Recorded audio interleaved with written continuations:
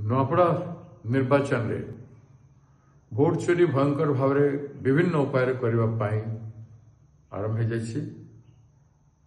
Police को संपूर्ण भाव यूज कर बूथ मानक ओडिशा सरकार। उदाहरण स्वरूप कोमनार जितमित्र हाईस्कल रे जड़े महिला से भोट दे आसीगला। भोट दे जीवा समय रे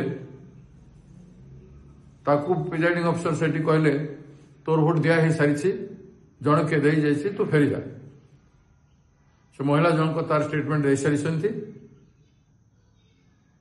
भाया अनेक जगह है। दूसरा हूँ सुनाबेड़ा जो पहाड़ अंचल आदिवासी बहुल अंचल पुलिस छाउनी है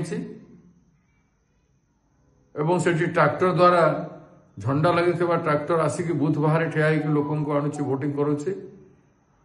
पुलिस संपूर्ण भाव में घेरिक रही एवं पुलिस वाले सेठी आम एजेंट मान को कहते धमकी देते जे आमे जहाँ करूँ तुम किसी कर तुम ऑब्जेक्शन कर चुपचाप थे।